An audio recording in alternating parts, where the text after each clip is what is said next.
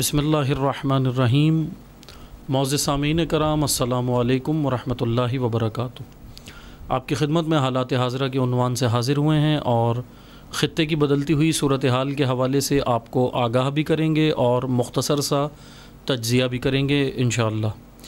سب سے پہلے آپ کو میں خبر دیتا چلوں کہ چین نے روس سے $500 بلین کا بزنس کینسل کر دیا ہے۔ یہ چائنا نے بہت بڑا دھچکا رشیا کو دیا ہے، روس کو دیا ہے، اور کہا یہ جا رہا ہے کہ امریکہ کی دھمکی کے بعد یا امریکہ کے دباؤ میں آنے کے بعد چائنا نے یہ کام کیا ہے۔ بہرحال بعض لوگوں کا کہنا ہے کہ چائنا نے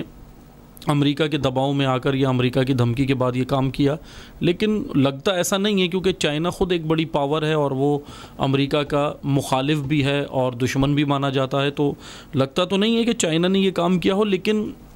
خبر جو حقیقت ہے وہ یہ ہے کہ چین نے روس سے $500 بلین کا بزنس کینسل کیا ہے، اور یہ کوئی معمولی نہیں ہے بلکہ بہت بڑی خبر ہے۔ لیکن چائنا ایک ایسا ملک ہے، اگر میں اس کے بارے میں مختصر سا تجزیہ کروں، کہ چین اصل جو یہ کہہ لیں کہ چین اپنے مفاد کے لیے یہ کام کرتا ہے ہر جگہ۔ بہرحال کرتے تو سبھی اپنے مفاد کے لیے ہیں، لیکن ہوتا ہے نا کہ ایک بہت زیادہ اپنے مفاد کے بارے میں ہی سوچنا، باقی کسی اور سے کوئی سروکار نہ ہونا، دنیا ادھر سے ادھر ہو جائے لیکن وہ اپنے مفاد کے لیے بعض لوگ سوچتے ہیں۔ تو اسی طرح چائنا کے بارے میں بھی یہی کہا جاتا ہے کہ چائنا ایک وہ ملک ہے جو صرف اپنے مفاد کے لیے ہی سوچتا ہے۔ تو بہرحال اگر چائنا نے یہ کام کیا ہے تو یہ بات درست ثابت ہوتی ہے کہ وہ اپنے مفاد کے لیے یہاں پہ یہ کچھ بھی کر سکتا ہے۔ دوسری جانب جو آپ کو خبر دینی ہے، آرمینیا اور آذربائیجان کے درمیان میں ایک علاقہ ہے۔ 2020 میں آرمینیا اور آذربائیجان کے درمیان میں ایک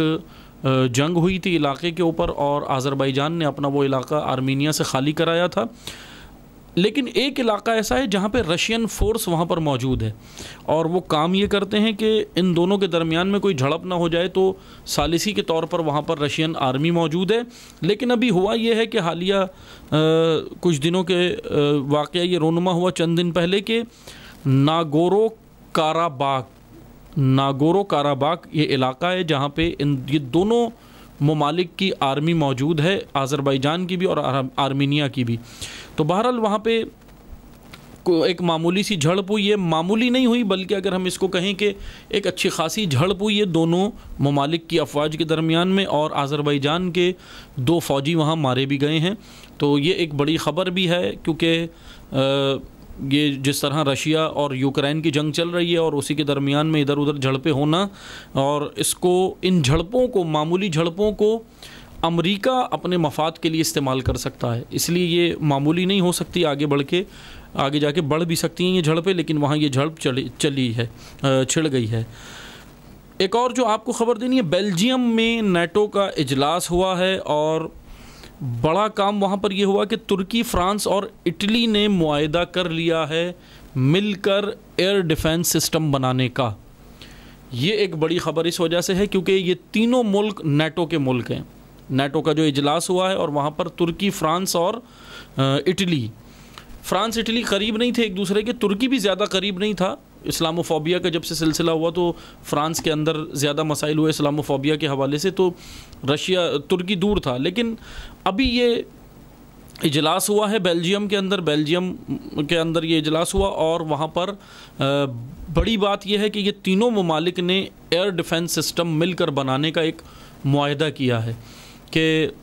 ترکی کے بارے میں سبھی جانتے ہیں کہ ترکی سے کوئی بعید نہیں ہے کہ وہ اونٹ ہے کہ نہیں معلوم کس کروٹ بیٹھے گا، کبھی کہیں ہوتا ہے تو کبھی کہیں ہوتا ہے۔ بہرحال ایک طرف اسلام کا ہیرو بننے کی کوشش کرتا ہے ترکی، کبھی ارطغرل غازی بنا کے اور کبھی دیگر طریقوں کے ذریعے سے اپنی تاریخ بتاتا ہے، اور کبھی پھر اس طریقے کے معاہدے یا تو اسرائیل کے ساتھ کر جاتا ہے یا امریکہ کے ساتھ کر جاتا ہے یا اسلام مخالف قوتوں کے ساتھ بیٹھ کر یہ سارے حرکات و سکنات کرتا ہے۔ کبھی پاکستان کے ساتھ مل کے اسلامک فائٹر جیٹ بناتا ہے، تو کبھی اسلام کے خلاف ہی یہ سارے کام کرتا ہے۔ ترکی بہرحال اسی طرح کا ملک ہے، اور ترکی کی منافقت پوری دنیا جانتی ہے۔ اہم خبر اور آپ کو جو دینی ہے وہ بھارت کے حوالے سے ہے۔ انڈیا کے اندر، بھارت کے اندر ایک بڑا ہی عجیب قانون پاس ہوا ہے، وہ آپ سنیں گے آپ کو بھی ہنسی آئے گی۔ یہ ایک عجیب سا قانون پاس ہوا ہے بھارتی عدالت کے اندر، اور وہ یہ ہے کہ اگر کوئی ہنس کر ویڈیو کے اندر پیغام دے دے تو اس پر دہشت گردی بھڑکانے کا مقدمہ نہیں بنے گا. یعنی اگر کسی کو آپ نے بھڑکانا ہے، یعنی اگر کسی کو آپ نے کسی کو قتل کرنے کے لیے اکسانا ہے، کسی مذہب کے خلاف فرقہ واریت کرنی ہے، مذہبی انتہا پسندی کرنی ہے، جو بھی کام اب آپ نے کرنا ہے، بھارتی گورنمنٹ نے، بھارتی عدالت نے، بھارتی جوڈیشری نے قانونی طور پہ یہ کہہ دیا ہے کہ اب آپ اگر اس ویڈیو کے اندر، سوشل میڈیا پہ جو ویڈیوز ہوتی ہیں، جیسے ہندو جتنے بھی انتہا پسند تنظیمیں ہیں بھارت کے اندر، ان کے جو مثلا سربراہان ہیں یا دیگر ان کے جو لیڈران ہیں جو یہ کام کرتے ہیں کہ عوام کو، ہندو عوام کو بھڑکاتے ہیں مسلمانوں کے خلاف، وہ ابھی بھی کر رہے ہیں. بہرحال ابھی تو بہرحال یہاں تک کا انہوں نے بیان دیا ہے، بعض ہندو رہنماؤں نے، شدت پسند بی جے پی کے تعلق رکھنے والے ان رہنماؤں نے یہاں تک بھی بیان دیا کہ مثلاً اپنے سوشل میڈیا اکاؤنٹس کے اوپر، ٹویٹر اکاؤنٹ کے اوپر، دیگر اکاؤنٹس کے اندر انہوں نے یہاں تک بیان دیا، اس حد تک گر گئے کہ یہ تک انہوں نے کہا کہ مثلاً مسلمان عورتوں کی پہلے عزت لوٹیں اور پھر اس کے بعد انہیں قتل کریں. یہ باقاعدہ طریقہ کار وہ بتا رہے ہیں، ہندو انتہا پسند لوگوں کو اور زیادہ بھڑکا رہے ہیں. لیکن بھارتی جوڈیشری نے یہ ایک عجیب و غریب بڑا کام کیا ہے، بہت ہی عجیب کام کیا ہے کہ وہاں پہ قانون پاس کیا ہے، اور کہ اگر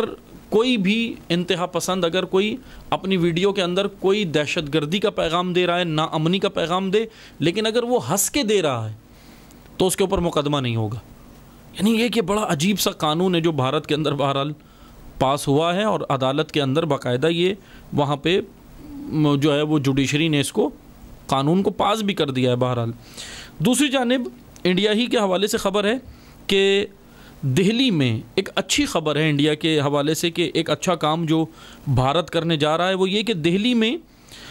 residential state of the art facility, اس کے نام سے اسکول بنایا جا رہا ہے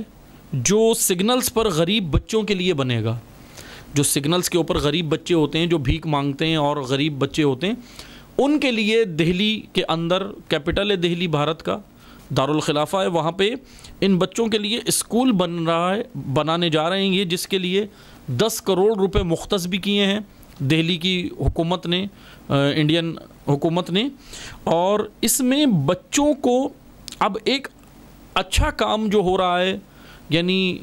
اگر ہم اس کو تربیتی پہلو سے لیں تو یہ بڑا اچھا کام ہو رہا ہے، اور وہ یہ کہ اس میں سب سے پہلے بچوں کو ایموشنل اور سائیکولوجیکل سپورٹ دیں گے. کیونکہ کسی بھی بچے کو جب اٹھا کے لاتے ہیں کسی بھی معاشرے سے، ہوتا یہ تھا وہاں پہ، میں اس کا تھوڑا سا جو ہے وہ سینیریو بتا دوں اس نیوز کا. ہوتا یہ تھا کہ انڈین گورنمنٹ یہ کرتی تھی کہ جب بھی کسی کو، پہلے اسکول یہ قائم تھے اور علاقوں میں بھی ان کے، یہاں بھی تھا، اب انہوں نے کرتے یہ تھے کہ بچوں کو لاتے تھے، لیکن وہ بچے کیونکہ عادی ہو جاتے ہیں ایک ایسے ماحول کے کہ جہاں پڑھنا لکھنا نہیں ہے، صرف بھیک مانگنا ہے، بچپن سے رہتے ہیں، پیدا وہیں ہوتے ہیں، تو ان کے لیے کوئی ایسا بندوبست نہیں تھا کہ ان کے لیے ایموشنل اور سائیکولوجیکل کوئی کام کیا جائے. لیکن اب انڈیا کے اندر ایک اچھا کام یہ ہوا کہ ایموشنل اور سائیکولوجیکل بچوں کے لیے سپورٹنگ پروگرامز وہاں پہ انہوں نے تشکیل دیے ہیں، کہ اس اسکول کو باقاعدہ تشکیلی ان 2 کاموں کے لیے دیا ہے، ایموشنل اور سائیکولوجیکل پروگرامز کے لیے. اور یہ بہت اہم چیز ہے جو ہونی چاہیے بچوں کے لیے، یا ہر کسی کے لیے ہونی چاہیے. کیونکہ ہوتا یہ ہے کہ جیسے بعض ماہرین کا کہنا ہے کہ جب آپ کہیں سے باہر سے آتے ہیں، مثلا ہم کہیں سے اگر باہر سے، یا میں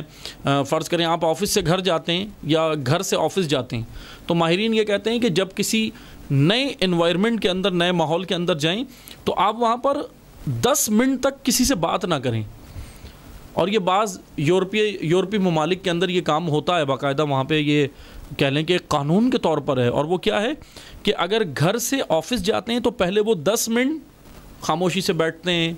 چائے پیتے ہیں، جوس پیتے ہیں، جو بھی کرتے ہیں، کسی سے کوئی بات نہیں کرتے، کوئی کام نہیں کرتے. وہاں پہ قانون ہے 10 سے 15 منٹ، پھر 15 منٹ بعد کام شروع کرتے ہیں. اور اسی طرح جب باہر کے انوائرمنٹ سے، باہر کے ماحول سے جب وہ گھر کے اندر آتے ہیں، آفس سے یا مارکیٹ سے یا باہر سے، تو کہتے ہیں کہ 10-15 منٹ ہم سے کوئی بھی بات، ایک دوسرے سے وہ بات نہیں کرتے. پہلے اس ماحول کے اندر ڈھل جاتے ہیں، اس انوائرمنٹ کے اندر انسانی ذہن ڈھل جاتا ہے، اور پھر وہ اس کے بعد بات شروع کرتے ہیں. اور یہ بہت ہی واقعاً ایک اچھی چیز ہے جو ہمیں لینی چاہیے, سمجھنی چاہیے. اور یہ ایک سائیکالوجیکل پرابلم ہے انسان کی کہ وہ جب ایک ماحول سے دوسرے ماحول کے اندر جاتا ہے تو وہ اتنا جلدی ایڈجسٹ نہیں ہوتا. سب سے پہلے ذہن, کیونکہ ذہن ایڈجسٹ ہوگا تو پھر باڈی تو کوئی معنی نہیں رکھتی, باڈی تو ذہن چلاتا ہے, اس وجہ سے ذہن ایڈجسٹ ہوگا تو پھر باڈی بھی ایڈجسٹ ہو جاتی ہے. بہرحال انڈیا کے اندر, دہلی کے اندر یہ ایک اچھا اسکول سسٹم انہوں نے شروع کیا ہے جو 2 کام کرے گا, ایموشنل اور سائیکالوجیکل سپورٹ کرے گا بچوں کو. اگلی خبر جو آپ کو دینی ہے وہ اسرائیل کے حوالے سے کہ اسرائیل کی جانب سے غیر قانونی بستیوں کی تعمیرات جاری ہیں. جولان کی پہاڑیوں کے اندر, پہاڑیوں کے قریب جتنا علاقہ ہے یہ فلسطینیوں کا علاقہ ہے اور شامیوں کا علاقہ ہے, سیرین عوام کا علاقہ ہے اور فلسطینیوں کا. لیکن اسرائیل یہاں پر اپنی کالونیاں بنا رہا ہے جس کے لیے بجٹ بھی مختص کر دیا گیا ہے, اور اسرائیل اپنے سارے ان امور کے اوپر عمل کر رہا ہے جو اقوام متحدہ کے اندر قرارداد پیش ہوتی ہے, اسرائیل اس کو اپنے پاؤں تلے رون دیتا ہے. سلامتی کونسل کی قرارداد نمبر 2334 کی خلاف ورزی اسرائیل اس وقت جولان کے علاقے میں کر رہا ہے. 2334 قرارداد سلامتی کونسل کی, اس کی دھجیاں اسرائیل نے اڑا دی ہیں اس وقت, اور کسی بھی قانون کا پابند نہیں ہے. اسرائیل اس وقت وہ بھیڑیا اور وہ مثلا کہہ لیں کہ ایک ایسا مگرمچھ اور بھیڑیا بنا ہوا ہے اسرائیل کہ بالکل آپے سے باہر ہے, نہ UN کے کنٹرول میں ہے اور نہ کسی اور ملک کے یا کسی اور طاقت کے, عالمی طاقت کے کنٹرول میں ہے, بلکہ باہر نکل کے سب کی دھجیاں اڑا رہا ہے. اور یہ میں نے پہلے بھی آپ کی خدمت میں کہا تھا کہ اسرائیل نے خود باقاعدہ اسرائیلی پارلیمنٹ کے اوپر باہر لکھا ہوا ہے کہ اے اسرائیل تیری جو ہے وہ سرحدیں نیل سے فرات تک ہیں. یعنی اسرائیل نے تو خود کہا ہوا ہے علی اعلان کہ ہم یہ سارے علاقوں پہ قبضہ کریں گے, یہاں تک کہانی نہیں رہے گی, مثلا مکہ مدینہ تک بھی آئیں گے اور دیگر علاقوں تک ہم جائیں گے, یہ سارے علاقے ہمارے ہیں. اسرائیل اپنے نظریے کے تحت یہ کام کر رہا ہے. اسرائیلی کے حوالے سے ایک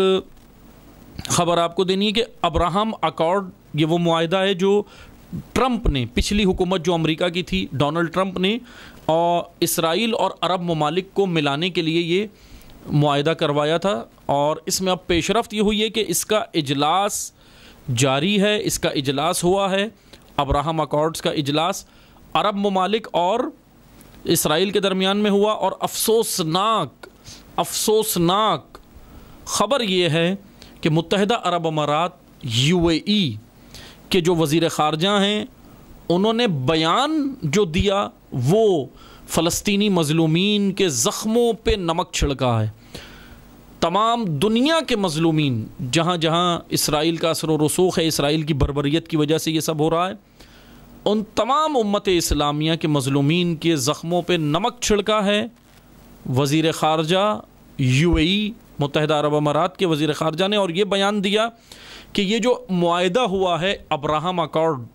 یہ بہت دیر سے ہم قریب آئے, اے کاش اسرائیل سے انہوں نے اپنی الفت, محبت اور اپنی غلامی کا اظہار یہ کیا کہ اے کاش ہم بہت جلد اسرائیل کے قریب آ گئے ہوتے, ہم نے دیر کر دی. میں اس کا سادہ سا ترجمہ کروں, UAE کے وزیر خارجہ کہہ رہے ہیں کہ ہم نے گناہ کرنے میں بہت دیر کر دی, اے کاش یہ گناہ ہم نے پہلے ہی کیا ہوتا. بہرحال یہ خبر ہے, افسوسناک مقام ہے اس وقت امت اسلامیہ کے لیے, امت اسلامیہ کے سربراہان کے لیے, کہ یہ وہ بے حیا لوگ ہیں جن کی غیرتیں مر چکی ہیں اور تمام مظلومین کا سودا کر چکے ہیں. ابراہم اکارڈز کے نام سے یہ معاہدہ انہوں نے کیا ہے. اور آخر میں آپ کو یہ خبر دیتا چلوں کہ قطر کے اندر ایک ایگزیبیشن لگی ہے ہتھیاروں کی, دنیا کے بڑے بڑے ہتھیاروں کی وہاں پہ ایگزیبیشن لگی, اور سب سے زیادہ پذیرائی جو ملی ہے وہاں پر ایرانی ہتھیاروں کو ملی ہے. ایران وہ ملک ہے جس پہ سینکشن سے پابندیاں ہیں, ایرانی ہتھیاروں کی وہاں پہ پذیرائی ہوئی ہے اور بہت نمائش ہوئی اور پذیرائی ملی ایران کو. یہ ایران کے لیے ایک بہت بڑی کامیابی ہے. ایران نے اپنے وہی سارے ہتھیار وہاں پر رونمائی کے لیے پیش کیے